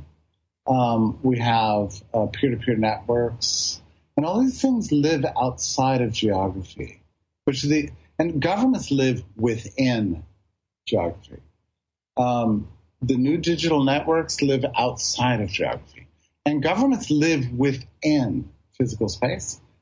The new distributed networks live outside of physical space. So there's a war for the human heart and the human mind taking place between digits and governments. I mean, that's the essence of the times in which we live. And between the two, I'm betting on digits because I think technology has a way of outlasting any regime. Like, regimes are just dudes with power, but ideas, that's where the real power is. That's where the brilliance happens. That's where the immutability is. Those are the things that live in the human mind. So how do we monetize it? You can't monetize a network. Yeah, that's the great trick going forward. What's the right way? That's the question, I guess. Yeah. I don't know. I don't know the answer to that. And I think the answer is counterintuitive in a way. I remember the very first time somebody sent me a link. They said, you should try this new search engine called Google. And I looked at it and I thought, well, that's pretty awesome. But it'll never make money because it's free. I couldn't think my way around it. I couldn't figure out how Google could ever make money. And it was a similar thing with Facebook. Eventually, I think ultimately the ultimate commoditizable thing in this world is our minds. It's our attention. It's our willingness of our hearts to focus on something. And if we can ever more come up with economic systems that can commoditize that and monetize that, then I think we'll live in a more humane world. And I think we're getting there.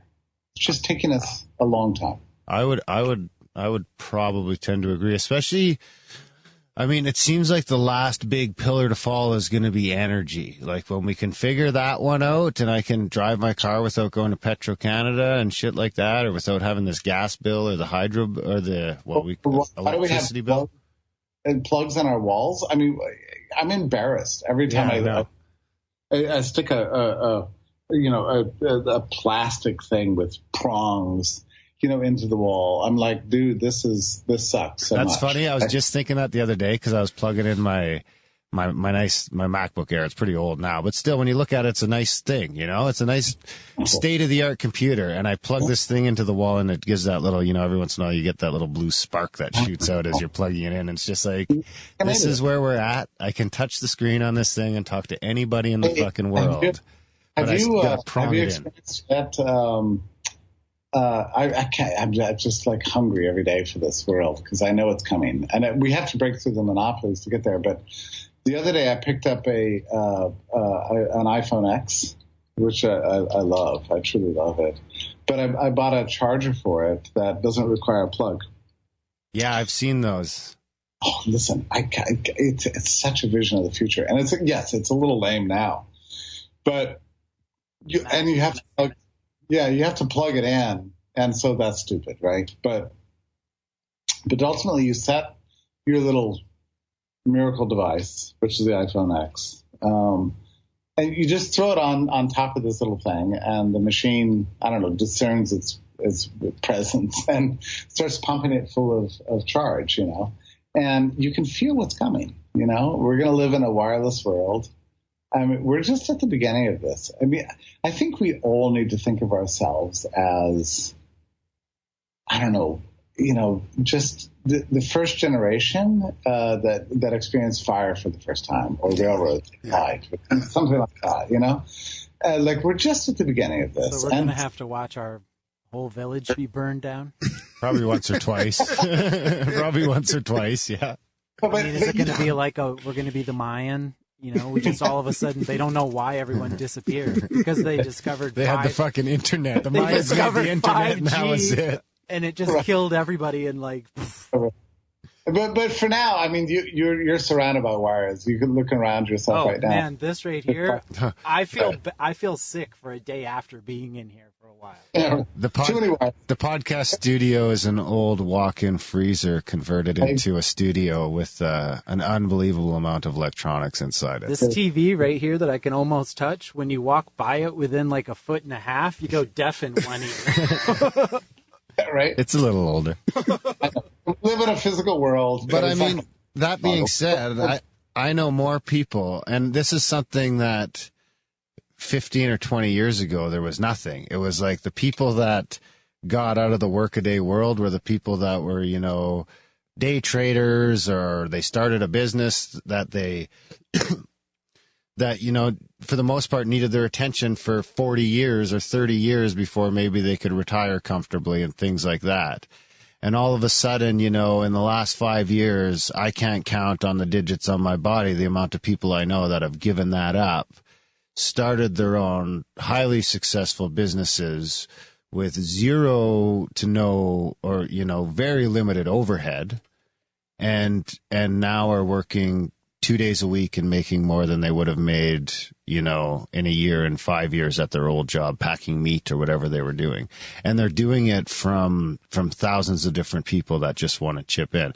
And I mean, like Michael was saying with the different models, whether it's going to be paywalls or forums, the way Corbett does it, that if you want to comment, or whether the value for value way that we're doing it is going to... It just seems like there should be a standard. Well, I think there will be a standard eventually, or there will be something that becomes more popular. I think the problem with the value for value thing right now is it's still not easy enough. So you have to go through PayPal. So you probably have to have a credit card and blah, blah, blah. Once it's to the point that, and there's kind of minimums. When it gets to the point that someone can just send us, 5 cents every episode or something like that easily, and they just do it through blockchain and it doesn't cost them anything, and it's just like bang, bang, then all of a sudden maybe you can get to 50% of people supporting you instead of 1 or 2%. But I mean, people are managing to survive on that 2%.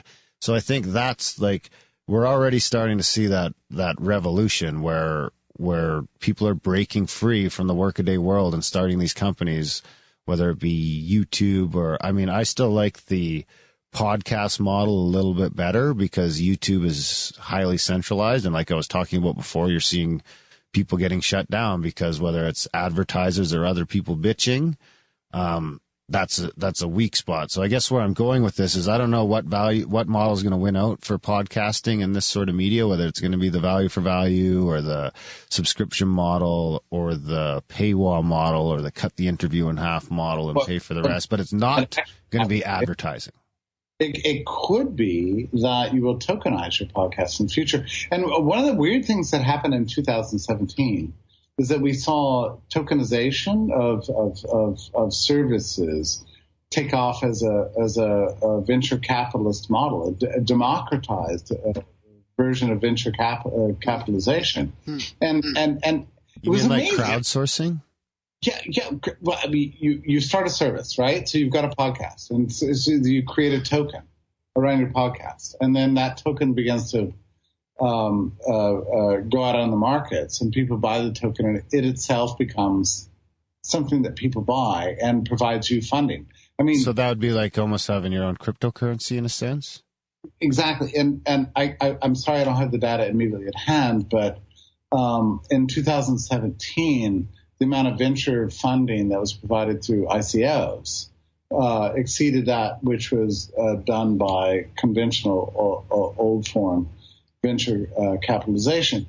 And of course, exactly at the moment when ICO funding exceeded old style VC funding, the SEC came along and said, "Oh, this is bad. This is a security. If you're going to do this, you have to register with us." And it freaked everybody out, right? At least in the United States. But there's plenty of places in the world where that level of control did not happen, one of which is Russia. So one of the things that happened in Russia in 2017 is that $300 million were raised through ICOs.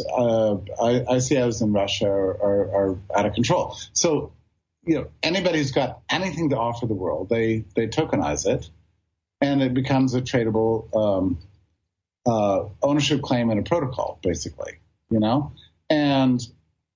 And so we democratized capitalism at that moment. Is that why everyone hates Putin so much? 300 million's not much. Well, it's not that much, but it's a good start. And that figure's only in my head because I read about the topic today. But I'm sorry I don't have other figures in my head. But I've written about ICOs. But ICOs are the future. They'll probably be called something else because the SEC shut them down this year. Don't you think it'll be standardized, though? I mean, the governments can only allow things to grow to a certain amount, and then they have to cut it off and standardize it. But I mean, that's what they do. So we'll probably end up.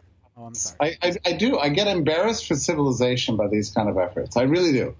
I mean, like in the 12th century, some people in Europe invented the horseshoe.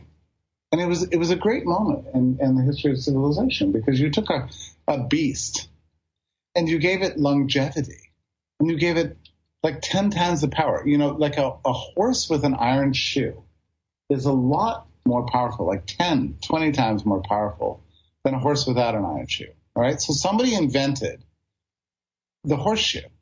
We don't know who it was, but right. We don't even have a name. But we know it happened because there weren't horseshoes in the 9th century, and there were in the 13th century. So somewhere in there, somebody invented the horseshoe, and that transformed agriculture. It made our crops become 10, 100 times more fruitful than they were before. This beast we called the horse became a mega beast. This like overnight because of one invention. So here's the question you have to ask yourself. Let's say some baron or lord or some, potentate, and some German principality have banned the horseshoe. Would it have gone away? Would it have just disappeared from the history of the earth? I don't think so. Ideas are more powerful than governments. The horseshoe is an awesome thing. A good idea, whose time has come, cannot be stopped. Maybe it can be stopped for a few years. They can slow it down. Maybe they'll delay progress for a decade, something like that. But ultimately, it's going to prevail. And I feel this way about ICO technology, about the capacity to tokenize your human efforts. So I look at this, I think about this in light of your podcast, right? So let's say you could just tokenize your podcast and put out a token about your awesomeness and invite the world to buy your token. And suddenly you're flooded with money. And let's say you do something. Tokenize me, man. Tokenize me. Right. And let's say you do something truly immoral, like pay people to pump your coin. and that gives you suddenly hundreds of thousands of dollars, even millions of dollars of funding. I just don't see the problem there. I mean, to me, that's where we're headed. Like, everything we do should be monetized. We should be celebrated by the whole world for our dignity, our awesomeness, our talents. And we need a technology to make that possible. I think the ICO gives us an insight into how this is actually possible. And it's not a surprise to me that it was attacked by the U.S. government this year. I mean, but it's bullshit. I mean, it's just not going to last. It's just not going to last. I mean, give it a few years. I mean, money talks. It really does.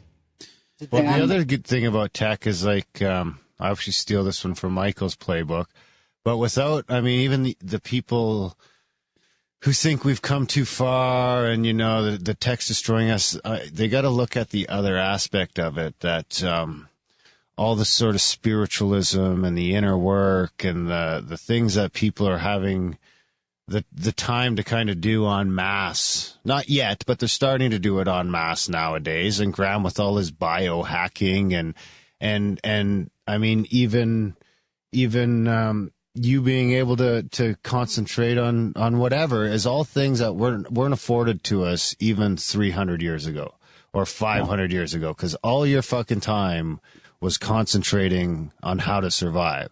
So as we can use this tech to sort of free up more of that time, I mean, who knows what's fucking possible when people have time to think about what they actually want, or how they could improve the world instead of how to fucking make ends meet.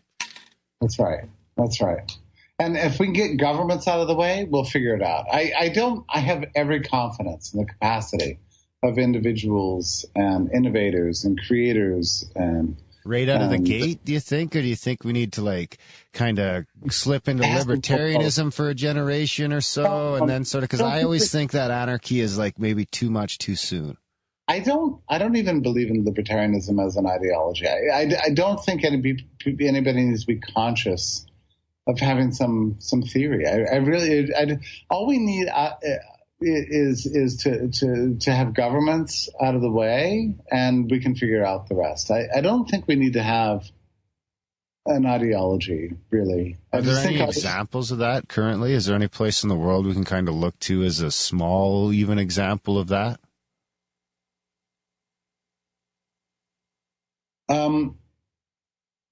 Yeah, there are indications of this in places like Liechtenstein, I would say, maybe to a lesser extent Switzerland. But the funny thing is that I don't even think it's geographic. I mean, to me, if you don't mind my saying so, not at all. You can go to the dark web and see. I don't know how much you're familiar with what goes on the dark web, but you see the capacity for. I've heard you could buy drugs. Yeah, well, but you see anything. You see the capacity for individuals without any concern for geography to get along and to make a beautiful order among themselves. I mean, basically, yeah, there's some shitheads in the world, but we're not violent people. We're all trying to survive. And all we need is the technology to make that happen, and we'll figure it out. I just don't. I don't think governments are smarter than individuals. I don't. I think individuals themselves are. We're not brilliant, but we're scrappy. It's kind of a weird oxymoron in a sense, because it's like you get that where a person is smart but people are stupid. But at the same time, the power of the collective mind, in the sort of the hive mind sense, with that the internet allows, is well, the government unstoppable. is supposed to be thinking 7 generations I ahead. know. They're setting standards so that some Yahoo doesn't fuck it all up. They've hijacked. The government's been hijacked. And I've been spending a lot of time these days with Freud, and I'm sorry to report that to you, but I adore his writings and his thinking, and he's very suspicious of collective groupthink, as embodying governments, but he's very confident about the capacity of individuals to work through all their problems and to find ways to make a better life for ourselves, so long as we have freedom and the ability to fix the problems as we discover them, and to find new ways of doing things. And I don't know. I'm feeling like our technology is allowing us to do this in a way. And whereas like 50 years ago, as 100 years ago, we didn't know we could do this. Really, we relied on these, I think, false gods of governments, essentially. And religions to some extent too, but mainly states, because religions can be grotesque in the sense that they can intimidate you and trick you and create a lot of illusions. But governments are worse because they can actually put you in jail. And I don't know if you've ever been in jail, but there's something really, really weird about being on one side of the bars, and they're really bars and they're steel, and you're sitting there, and looking on the other side of the bar, and you're like, "Fuck you! You think you can keep me?" Yes, you can. And that's at the freest levels, right? Oh, I'm sorry you were angry. I was not angry. I had a pretty good time, actually. In jail? Yeah, I was just there overnight, so. Oh, and listen, I was just fucking with everybody, man. I mean, I was asking for stuff every 10 minutes. And I had everybody laughing. It was awesome. I thought it was fun. It was like, you're a good sport. Not that I want to go there for a long time. That's not what I'm saying. It was just but there's one something night. really weird about the other side of the bars. You're like, I'm on this side, you're on that side, and I don't know. There's something about the barbarism. I mean, that really, there's a reason they're called bars. I mean, why is it called blockchain? If that doesn't imply slavery, I don't know what does. If they want to sell this as a new tech, that was for we need a better name. everything to be built upon. No block, no chain. That was not the right words. Yeah, I agree with you on that. I'm totally yelling, and I apologize to all of you. Something other than chain, right? So, gentlemen, I've got to head out. I'm so sorry. It's so fun to hang out with you tonight. Thank you for having me. Yeah, you're welcome. No problem. Thanks for coming on the show. And yeah, it's been fun. We went a long way from net neutrality to Freud, so that's good. That's usually how it goes. Yeah, that's awesome. usually how it goes. Okay, well, big thanks, Jeff, for coming on the show. Well, any place our listeners can track you down or follow your work if they're so inclined? I'm the editorial director of the American Institute for Economic Research. I'm very, very honored to be associated with this illustrious institution. It makes me very happy, and I was very pleased to hear you read that name tonight. So you can find all my writings there, and I write every day. So, and otherwise, you can the quick Google will pull up a lot of things. But thank you so much for having me, and thank you for being such wonderful and thoughtful colleagues. I appreciate it very much. Thank you. You look like such a wonderfully happy person, so continue that for everyone else's sake. Thank you, my friends. Thanks. Take care. Okay. Bye-bye. Bye. And that was our chat with Mr. Jeffrey A. Tucker. That was a fun one. Yeah, you know what? I had a question. You know what? For once, I actually didn't get a question in. You guys were. Did you not ask a stealing the single show. question? No. I mean the question I wanted to, which was, you know how he talked about his vision of the future and how in the 20th century freedom sort of fell apart, it seemed. And yet I wanted to know what he thought about the last year since the Trump administration has been. And like, is there been a shift the other way now? Like, it seems to me like freedom has another chance. He's going to be there is right? because he's a big deregulatory guy. And I think the latest stats on the Trump administration were like, for every new regulation they've instituted, they've kiboshed 16. So he might see that as a path in the right direction, as opposed to just jumping right into anarchy. Like this is at least he says in the it right on direction. the Corbett report interview that he believes in no regulation, which I mean could be dangerous in its own right too. But yeah, that's a tough one it's for a me. constitutional republic. That's it's what tough it to was say. supposed to be, and you're going to have regulation because it's a corporation. But so there's policy. It's tough to say because it's never been tried too. Like we've never tried the other way of just saying fuck it, man. Nobody's in charge. Let's see what happens. What? That's what the U.S. was to start with. That's what it was like a couple hundred years ago. But it hasn't been tried like anytime fucking. No, it's been heavily regulated. That's it's right. True, and there needs to be a lot less regulation. But you can't say that there would be no regulation. That's craziness. Like you have to have lines on the road so that everyone stays. No in lines on the road. There's not even No, roads. 'cause people How will could you stay. have lines on the road when there's no roads? Okay, so what? We all have flying cars now? No, but the roads aren't going to get built. Well, the one thing I did want to say that he was talking about how great it was that he had this free web access that, like, you know, when Google came along, they gave him, he Googled Google and got a free email account, you know, and how wonderful that was. Well, I went to college in a beautiful place on a lake, and I was excited to go to that college because I wanted to play on the lake and in the mountains and everything. But that was in the mid-90s, and all the free Hotmail and Gmail was just becoming a thing. And everybody was inside for as long as the library was open on their computers there, because no one had their own computers, really. I mean, they did, but everybody went to the library or whatever. And they're all on their free emailing each other. They're free, I don't know, what was that thing called? MySpace? MySpace, Yeah. And I'm just like, hey, anyone want to take a canoe and go? But it was hard to get people. There was, you know, a very small group.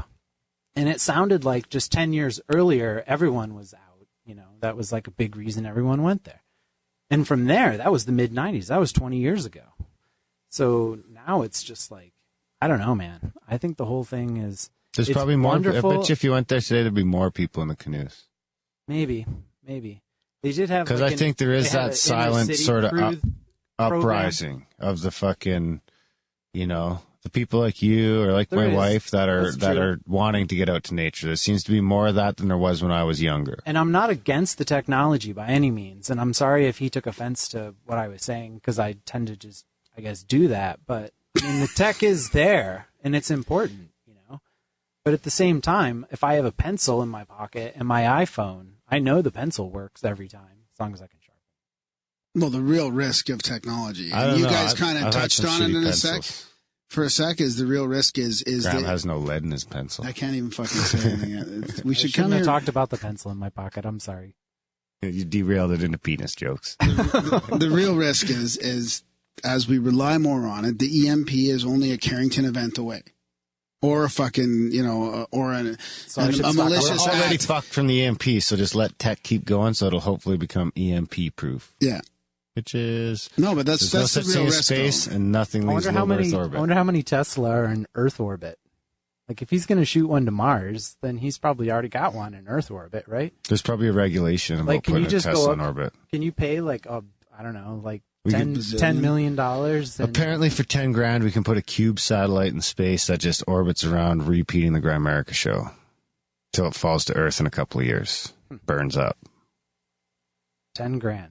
That's what James says. He is the handler. Would you trust that they actually do it, or do they just laugh at you, turn their backs and laugh at you? They're like, "Oh yeah, it went up there and it burned up." You just go on the website. No, exactly. no, for a couple of years. They've They just film got it to- on a string. swinging Yeah, towards apparently it. they give you a tracking thing, but they could totally just be Just, like yeah. sending you like, "Oh, time to ping James." Ding, ding. Oh, And really, your show's just coming through the internet. yeah. That's all. Oh, go to here. Go to www.grimericasatellite.com. Yeah, we trust you. It's real. Anyway, big thanks to Jeffrey for coming on the Yeah, show. it was awesome, eh? Very, very articulate, very, very positive as well. If you guys enjoy that freedom chat, then help support our freedom by heading over to grimerica.ca/support. Token up. And token up with some PayPal money into our account. We don't have a token. We could really, you could give us, could really create a meme around that. You could token. do Bitcoin and stuff. We could really token it up. Yeah, we could. I think he's definitely right. Everyone has to have wallets at this point. Do the token. When you mentioned standardizing it, that's what he's talking about. How do you pull it off? I know, and we were agreeing on a lot of it. Jerry knows how to do it. Jerry could make us a coin.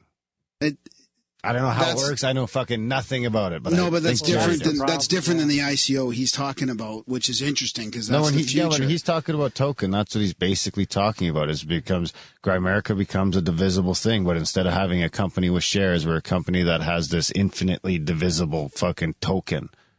Whether we make one of them or 10 of them or 100 of them, and that's it. Or you can buy them. We have a jar of them, and you can buy them, and maybe they go up or down. But it has value. The whole thing is fucking crazy to me still. I still don't grasp it. Well, here's the thing. You have to Google and Facebook and all the big companies, they want to monetize all of it. So all the things that you do. So the more things that you input, the more they would pay you for that. Think of Google like a company where they don't pay for you to come to work and sit in their cubicle. Instead, you stay at home or do it from wherever, and you just input data. And so they're paying you for what you're doing all day long. You're monetizing your mental effort, basically, in whatever creative way you want to do. And the more quality, still be broke. The more quality, the more thumbs up points that you get, the more you're worth. And so your money is worth whatever the social thinks you're worth. So head over to grimerica.ca/support and help up our worth. Yeah. Because, you guys would be worth way more that way because there's so many people that, you know what? We're worth 0.7%. Yeah, you're just saying that your donation is so low, right? As if you were to aggregate it across all the people that are downloading it. So, but if everyone was giving you a thumbs up or like 5 stars, basically, then you would be gaining money like that.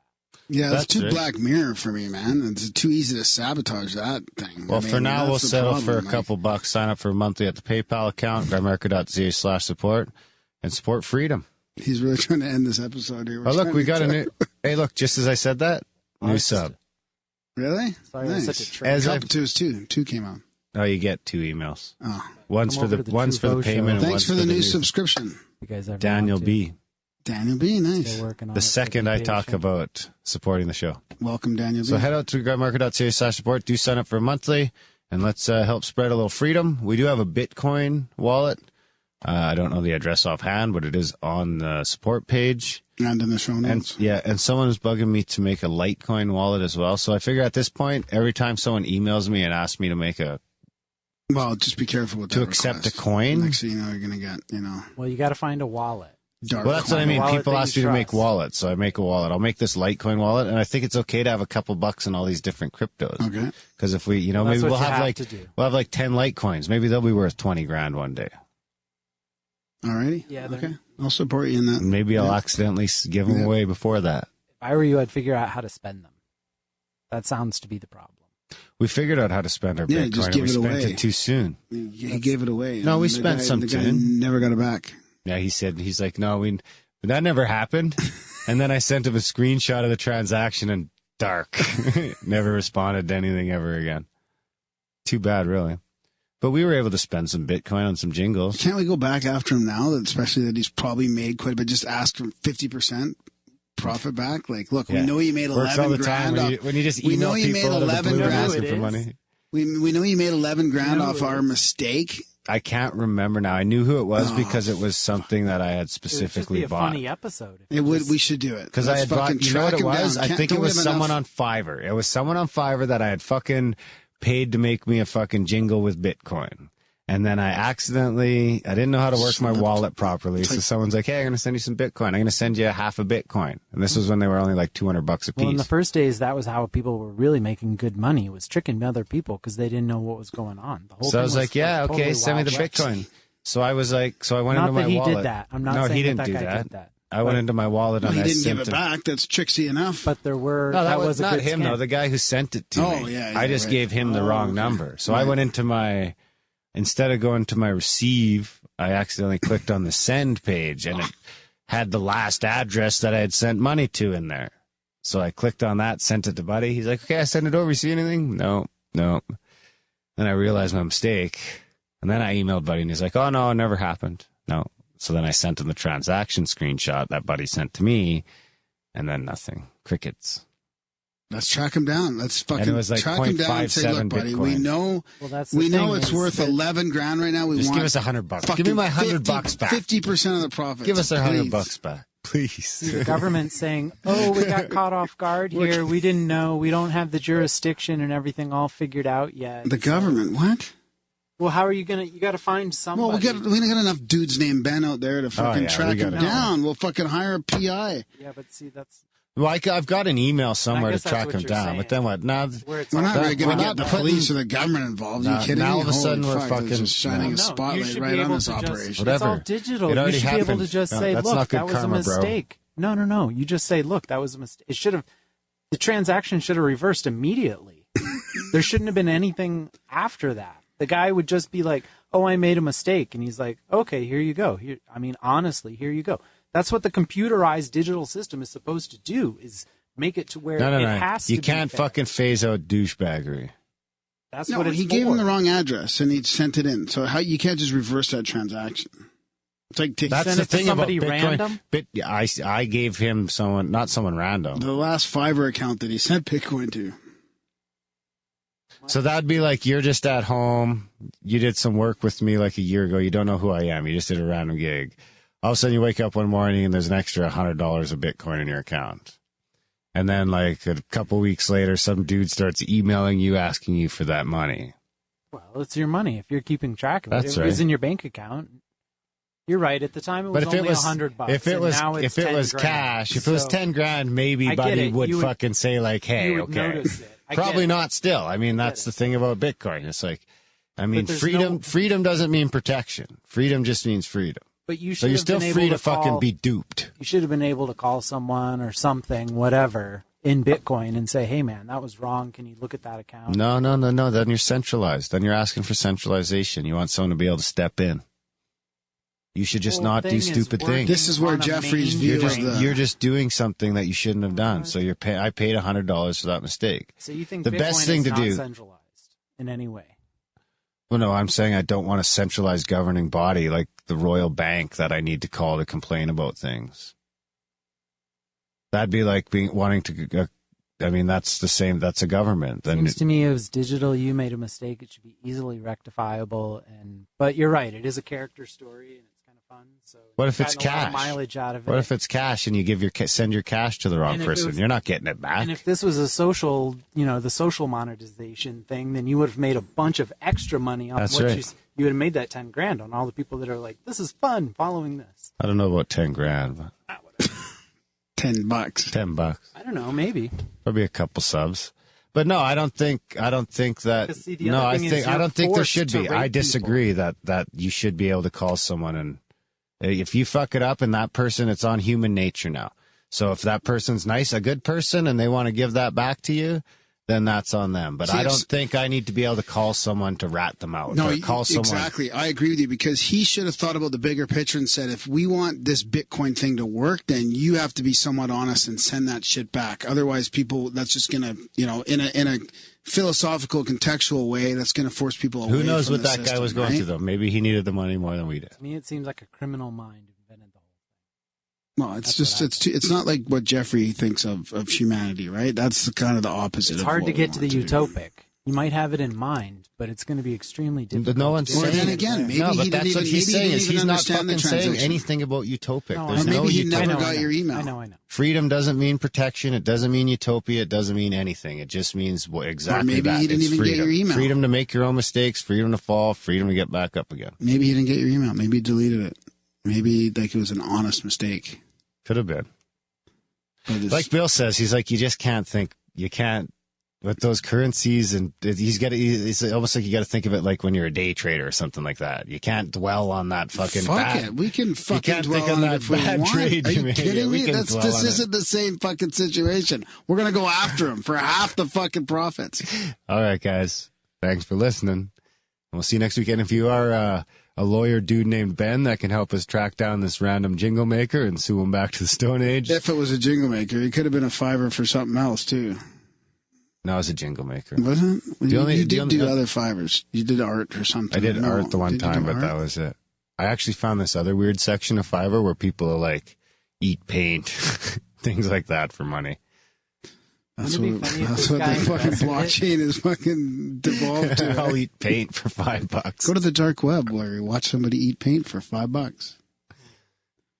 You can fucking fuck that. If you're going to watch someone eat paint, watch Graham eat paint. America.ca/support. All right, guys. Thanks for listening. We'll see you next week.